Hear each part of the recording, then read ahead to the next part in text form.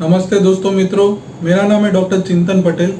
मैं bariatric laparoscopic and general surgeon हूँ। काफ़ी सारे लोग बगंदर यानी फिस्टुला ये बीमारी से पीड़ित रहते हैं, पर हमने देखा है कि काफ़ी गैर समझ है। बगंदर बीमारी है यानी जो फिस्टुला एनो की जो तकलीफ है, ये बीमारी में मरीज को काफ़ी गलत इन्फॉर्मेशन रहती है।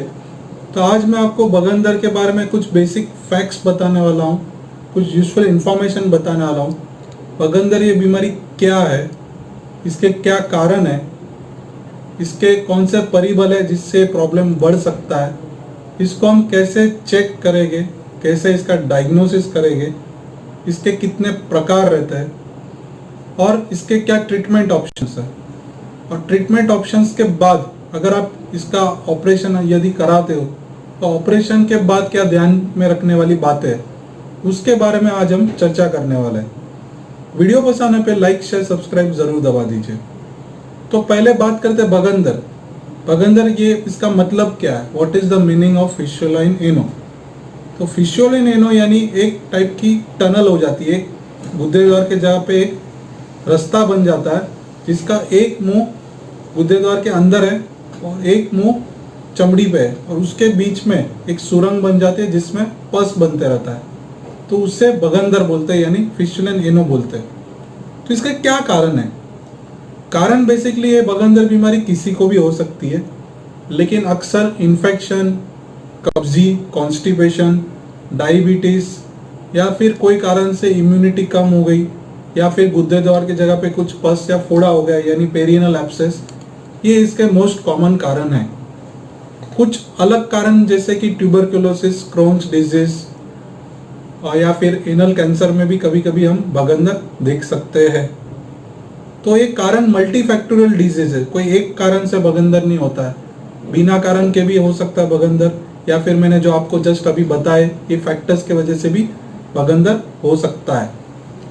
यदि आपको बगंदर है तो कैसे पता चलेगा? आमतौर पे एक फोड़ी हो जाती है, फुंसी हो जाती है जिसमें से थोड़ा थोड़ा रसी निकलता रहता है। ये मोस्ट कॉमन सिम्टम है बगंदर के।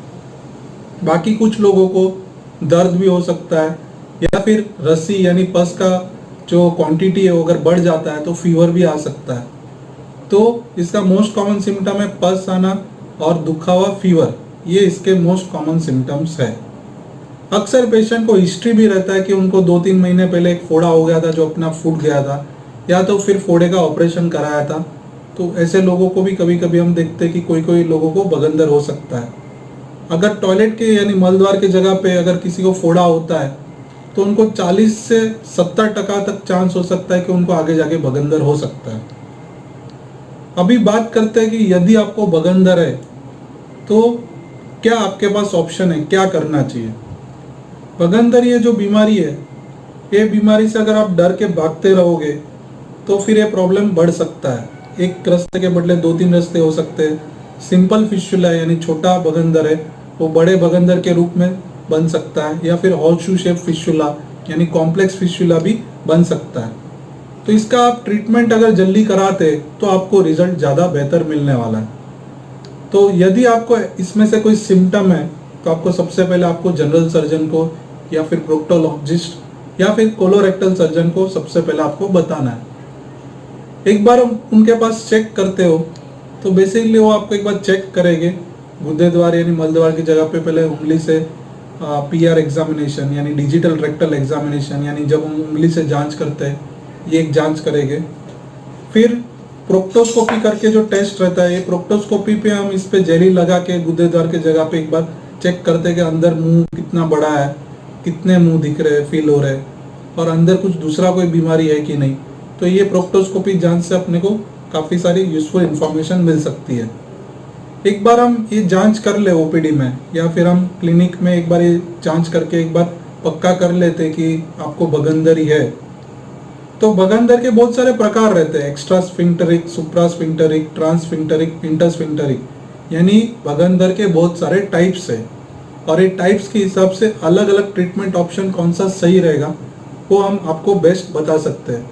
तो बगंदर का कौन सा टाइप है ये जांच करने के लिए हम या तो एंडोएनल अल्ट्रासाउंड यानी सोनोग्राफी फिस्टुलोग्राम, यूएसजी फिस्टुलोग्राम करते हैं जिससे हमको थोड़ा सा आइडिया आता है कि अंदर कितने रस्ते हैं, अंदर रस्सी का प्रमाण कितना है, कौन से प्रकार का फिस्टुला है। तो ये अपने को सोनोग्राफी पे इंफॉर्मेशन मिल सकती है। बहुत बार हम एमआरआई करके भी चेक करते हैं, यानी एमआरआई फिस्टुलोग्राम, जिसमें काफ़ी सारी यूजफुल इंफॉर्मेशन मिल सकती है। तो या तो हम सोनोग्राफी कराते हैं या तो एमआरआई कराते हैं, जिससे अपने को फिस्टुला का कौन सा प्रकार है और इसके आगे की जो प्लानिंग है ट्रीटमेंट की, वो हम इस रिपोर्ट्स के आधार पे कर सकते हैं। तो ये हो गई बात जांच की। अभी एक बार पता चल जाता है कि आपको कौन से प्रकार का फिस्टुला है, वो रिंग के नीचे है, रिंग के ऊपर है, उस हिसाब से अलग अलग ट्रीटमेंट ऑप्शंस रहते हैं। जैसे कि फिस्टुलेक्टमी सर्जरी रहती है, फिस्टुलोटॉमी सर्जरी रहती है, जिसमें हम ऑपरेशन में जो रास्ता है उसको निकाल देते हैं या खोल देते हैं, या फिर रास्ते को हम बंद करने के प्रयास कर सकते हैं। जैसे कि लेजर सर्जरी में हम रास्ते को अंदर वायर डाल के जला देते हैं, जिसको लेजर ऑपरेशन बोलते हैं, फिलैक। या फिर दूरबीन से भी हम रास्ते को बंद कर सकते हैं, जिसको बोलते हैं वेफ्ट, यानी video assisted anal fistula treatment. फिर दूसरे भी ट्रीटमेंट ऑप्शन है, जैसे कि लिफ्ट है, स्फिंक्टर सेविंग सर्जरीज है। अगर आपका फिस्टुला कॉम्प्लेक्स फिस्टुला है, रिंग के ऊपर जा रहा है, लेवेटर एनाई मसल्स को क्रॉस कर रहा है, तो फिर कंट्रोल लॉस होने के भी चांसेस रहते हैं। तो ऐसे लोगों में हम ऑपरेशन करके फिर स्फिंक्टर को रिपेयर भी कर सकते हैं, जिससे आपको ऑपरेशन के बाद कंट्रोल लॉस ना हो।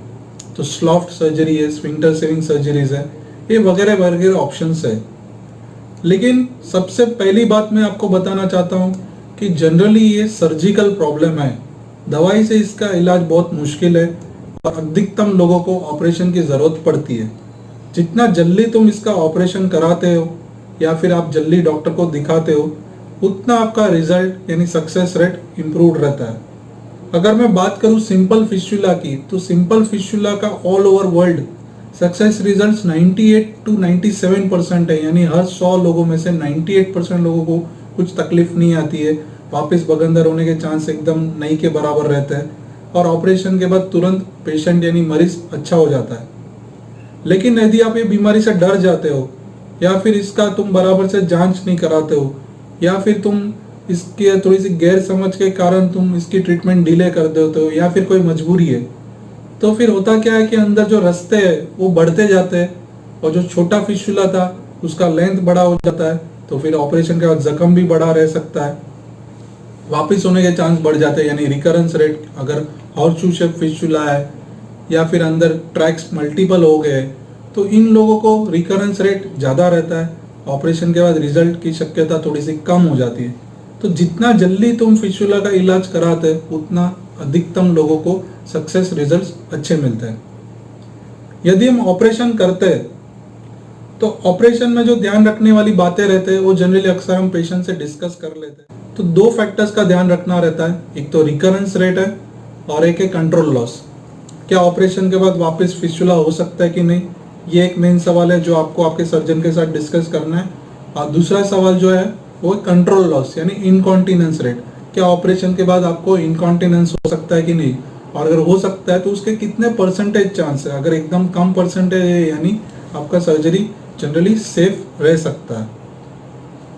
तो ऑपरेशन में हम क्या करते हैं, मैंने बोला कि जैसे कि हम रास्ते को या तो बंद कर देते हैं या तो जला देते हैं, या तो उसमें अलग अलग प्रकार के जो अलग अलग ऑपरेशंस रहते हैं उसमें अक्सर हम कुछ फिस्टुला प्रोब का इस्तेमाल करते हैं, या फिर हम मिथिलीन ब्लू डाई रहती है जो ब्लू कलर की, या फिर हाइड्रोजन पेरोक्साइड रहता है, इससे हम ये रास्ते को पूरा डिलिनेट कर देते हैं, पूरा मैप कर देते हैं रास्ते को। और अगर ये रास्ते को हम अच्छे से आइडेंटिफाई कर लेते हैं ऑपरेशन के दरमियान और ये रास्ते का पूरा या तो क्लियरेंस कर देते या फिर रास्ते को जला देते या रास्ते को बंद कर देते, तो वापस होने के चांसेस नहीं के बराबर हो जाते हैं। तो ये सबसे इम्पोर्टेंट पॉइंट है जो मैं आपको बताने वाला हूँ। और दूसरा इम्पोर्टेंट पॉइंट है, यदि आप इंटरनल ओपनिंग को अच्छे से आइडेंटिफाई कर लेते हैं आपका सर्जन, तो फिर आपको फिस्टुला वापस होने के चांसेस एकदम कम है या नहीं है। यदि आप ऑपरेशन करा लेते हो तो ऑपरेशन के बाद क्या ध्यान रखना है। ऑपरेशन के बाद सबसे मोस्ट इम्पॉर्टेंट चीज़ है वो है हीलिंग। हीलिंग के दरमियान अगर आप वो एरिया को लोकल हाइजीन अच्छे से मेंटेन करते हो, उसकी साफ़ सफाई अच्छे से रखते हो, जो आपके सर्जन ने ड्रेसिंग के लिए आपको रेगुलरली जो अगर बुलाया है और आप फॉलोअप बराबर से ले रहे हो और एरिया क्लीन रहता है, तो फिर फिस्टुला वापस होने के चांसेस भी काफ़ी हम और कम कर सकते हैं यदि आपका लोकल हाइजीन अच्छा है तो। ऑपरेशन के बाद अक्सर हम गर्म पानी में 5-10 मिनट सिकाई करने के लिए बोलते हैं, जिससे आपका ऑपरेशन के बाद दर्द भी कम हो जाता है, वो एरिया क्लीन भी हो जाता है, उधर बैक्टीरिया भी कम रहता है। यदि ऑपरेशन के बाद आपको ज़्यादा पस आ रहा है या फिर बुखार आ रहा है या फिर उधर कुछ चिकना पानी ज़्यादा आ रहा है, तो वापस मैं आपको बताऊंगा कि आप आपके सर्जन को तुरंत बता दीजिए। जनरली फिस्टुला ऑपरेशन के बाद जो जख्म भरने का जो टाइमिंग रहता है वो 1 हफ्ते से 6 हफ्ता रहता है। वो डिपेंड करता है कि आपका फिस्टुला का रास्ता कितना बड़ा है, यानी लेंथ कितनी है, कितने ट्रैक्स है और कौन से तरीके से ऑपरेशन हुआ है। ये भगंदर बीमारी जो बीमारी है ये काफ़ी तकलीफदायक है, एनोइंग है, फ्रस्ट्रेटिंग है। काफ़ी सारे मरीज इससे कंटाल चुके रहते हैं, परेशान रहते हैं, वगैरह वगैरह ट्रीटमेंट ऑप्शंस ट्राई कर चुके रहते हैं, लेकिन रिजल्ट नहीं मिल रहा है। लेकिन इससे अपने को घबराने की ज़रूरत नहीं है।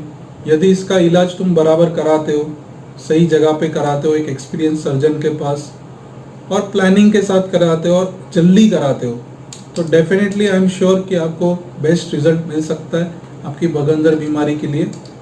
तो ये थी कुछ basic useful information fistula in एनो के बारे में। यदि आपके मन में कोई कमेंट है या कोई क्वेश्चन है तो वीडियो के कमेंट सेक्शन में टाइप कीजिए, और वीडियो पसंद आए पे लाइक शेयर सब्सक्राइब जरूर दबा दीजिए। धन्यवाद। वीडियो पसंद आए पे लाइक शेयर सब्सक्राइब कीजिए। भगंदर के बारे में सबसे safe and reliable health tips के लिए सब्सक्राइब कीजिए योर सर्जन हेल्थ चैनल।